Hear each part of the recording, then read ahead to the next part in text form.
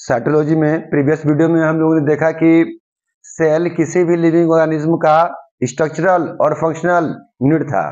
कैसे?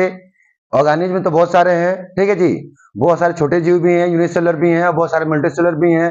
मल्टीसेलुलर होने के बावजूद भी बहुत सारे सिंपल पौधे और बहुत सारे सिंपल जानवर हैं, और बहुत सारे कॉम्प्लेक्स जानवर भी हैं।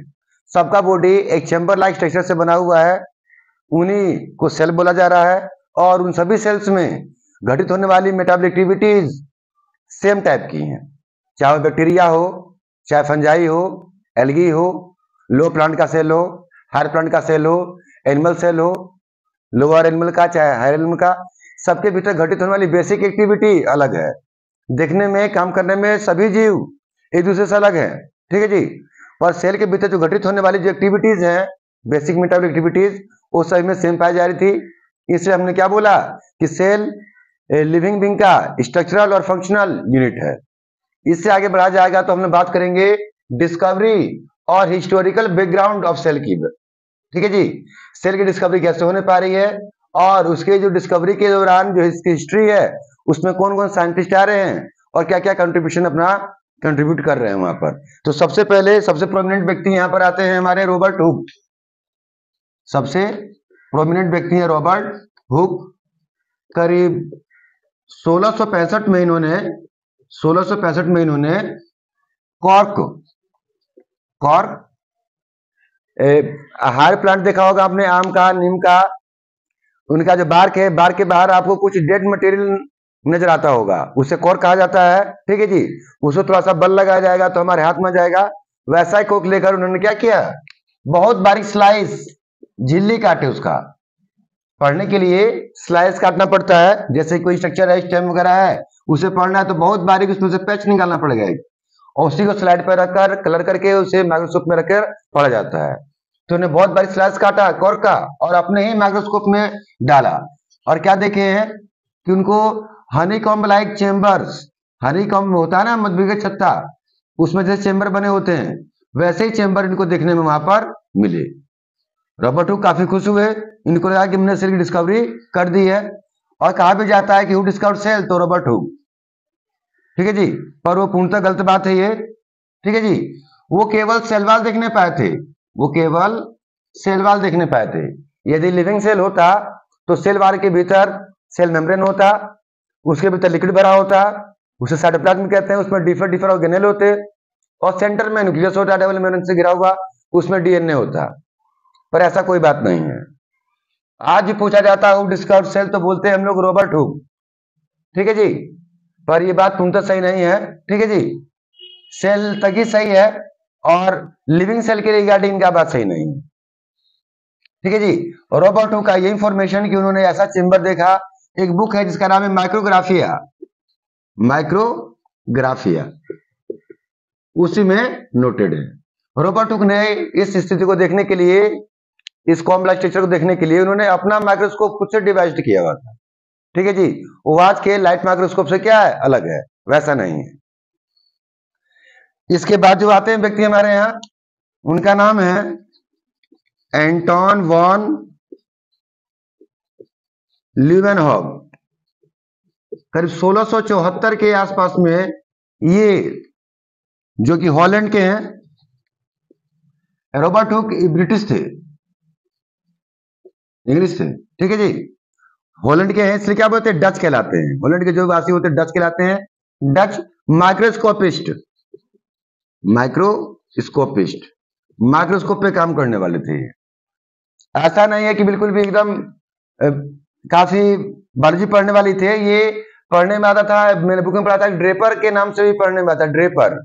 और पढ़ने में आता है कि माइक्रोस्कोप की सहायता से फैब्रिक कंपनी में फैब्रिक के फाइबर्स को देखा करते थे कि फाइबर कंप्लीट है या नहीं है, कोई ब्रांच तो नहीं है, ब्रोकन तो नहीं है। एक लड़के जो क्लोथ्स होते हैं वहां पर फैब्रिक के पर काफी ध्यान दिया जाता है, तो उस फैब्रिक को ध्यान से देखा करते थे, कपड़ों के रेशो को, कि कोई ब्रांच या ब्रोकन तो नहीं है, ठीक है जी।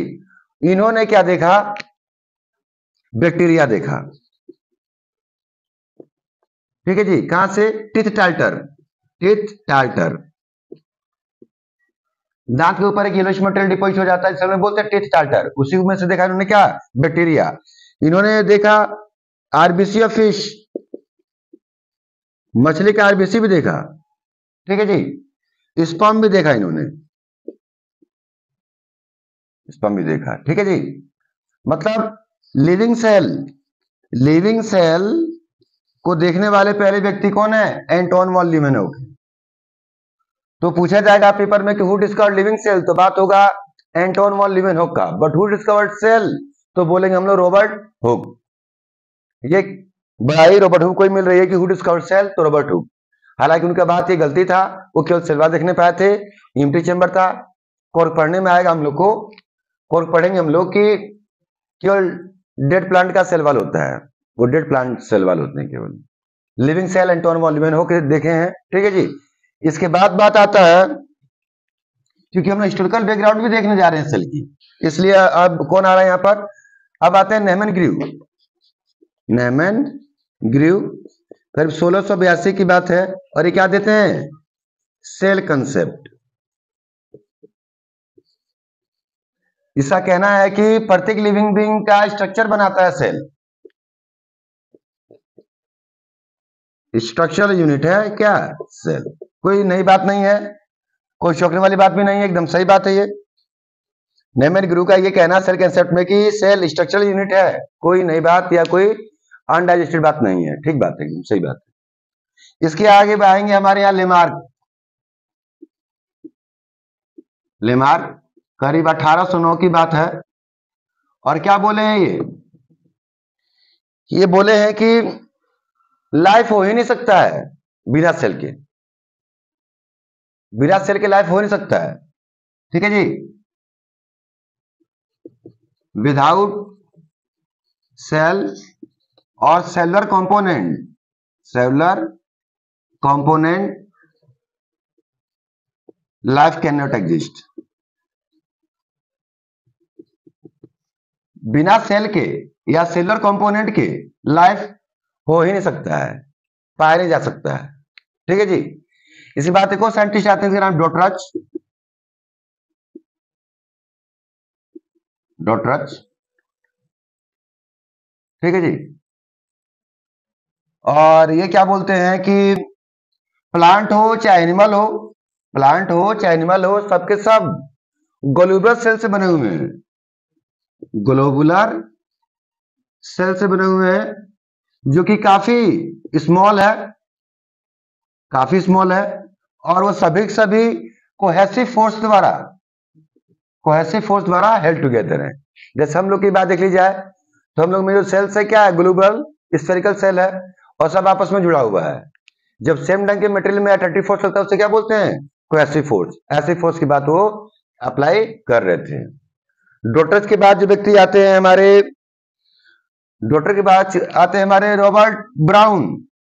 रॉबर्ट ब्राउन 1831 में, 1831 में इन्होंने न्यूक्लियस की डिस्कवरी की, न्यूक्लियस की डिस्कवरी की। सेल का मेन कंपोनेंट है, ठीक है जी, सेल का मेन कंपोनेंट है क्या? न्यूक्लियस। उसकी डिस्कवरी की रॉबर्ट ब्राउन ने 1831 में। कहा? Root cell, root cell of orchid, orchid के रूट सेल में इन्होंने क्या पढ़ा? न्यूक्लियस, जो कि सेल के सभी एक्टिविटी को कंट्रोल करता है, ठीक है जी। फिर आते हैं डुजार्डिन, डुजार्डिन ये क्या पढ़ते हैं कि जो मसल सेल है, मसल सेल है, मसल सेल, उसमें न्यूक्लियस के चारों ओर एक म्यूकस लाइक सब्सटेंस पाया जा रहा है, ठीक है जी। डुजार्डिन कहना है कि मसल सेल में, मसल सेल में एक फ्लूइडी मटेरियल पाया जा रहा है अराउंड न्यूक्लियस, ठीक है जी। उसी फ्लूइडी मटेरियल को परकिंजे, परकिंजे क्या बोलते हैं? Protoplasm, protoplasm. डुजार्डिन, डुजार्डिन बोलते हैं कि मसल सेल में न्यूक्लियस के चारों ओर, न्यूक्लियस के चारों ओर एक स्लिमी म्यूकस लाइक सब्सटेंस है, म्यूकस लाइक सब्सटेंस है, उसे क्या बोल दिया परकिंजे ने। डुजार्डिन ने कितना इतना ही बोला कि मसल सेल में न्यूक्लियस के चारों ओर एक लसलसा पदार्थ पाया जा रहा है, उसको परकिंजे ने क्या बोल दिया, प्रोटोप्लाज्म। तब आते हैं हक्सले। हक्सले क्या बोलते हैं, हक्सले इसी प्रोटोप्लाज्म को बोलते हैं physical basis of life. Physical basis of life, physical basis of life. बात सही है। कौन कहता है, हक्सले। परकिंजे हक्सले कब की बात है, ये लगभग 1839 की आसपास की बात है। डुजार्डिन का कहना 1836 के आसपास की बात है। डुजार्डिन का यह कहना पाना कि मसल सेल में लसलसा पदार्थ पाया जाता है, म्यूकस लाइक सब्सटेंस पाया जाता है, ठीक है जी, ये लगभग 1836 की बात है। और उसी म्यूकस लाइक सब्सटेंस को परकिंजे ने क्या बोल दिया, protoplasm. Protoplasm, protoplasm he physical basis of life है। किसके तहत, हक्सले के तहत। ये फिजिकल बेसिस से क्या मतलब है, फिजिकल बेसिस से मतलब ये है कि हम लोग अभी जानने पाएंगे कि सेल जो होता है, सेल, तो सेल के भीतर सेल मेम्ब्रेन पाया जाता है, सेल के भीतर प्लांट सेल होगा, सबसे बाहर सेल वॉल होगा, उसके भीतर सेल मेम्ब्रेन पाया जाएगा, और सेल मेम्ब्रेन के भीतर एक पूरा लिक्विड पाया जाता है, साइटोप्लाज्म, उसके भीतर न्यूक्लियस पाया जाता है, कोई दिक्कत नहीं है। इसी प्रोटोप्लाज्म में, इसी साइटोप्लाज्म में mitochondria, golgi body, endoplasmic reticulum, lysosome, proteasome, बहुत सारे ऑर्गेनेल्स पाए जाते हैं, अपना काम करते रहते हैं। हक्सले कह रहा है कि प्रोटोप्लाज्म जो है फिजिकल बेसिस ऑफ लाइफ है, क्योंकि जो माइटोकॉन्ड्रिया है, जो गोल्जी बॉडी है, एंडोप्लाज्मिक रेटिकुलम है, लाइसोम है, वो सब के सब अपना प्रॉपर काम कब करने पा रहे हैं, जब वो लोग साइटोप्लाज्म में है, जो साइटोप्लाज्म में है तभी, अन्यथा उनको बाहर निकाले तो भी काम नहीं करने पाते हैं। तो कुल मिला के यूं बोलना चाह रहा है लोग कि जो हमारा ये प्रोटोप्लाज्म है, इसी में कुछ ऐसी क्षमता है कि वो mitochondria, Golgi body, endoplasmic reticulum, differ organelle से डिफर फंक्शन करवा नहीं पा रहा है। डिफर ऑर्गेनेल काम कर रहा है तो सेल काम कर रहा है, सेल काम कर रहा है तो कोई लिविंग बीइंग काम करने पा रहा है, ठीक है जी।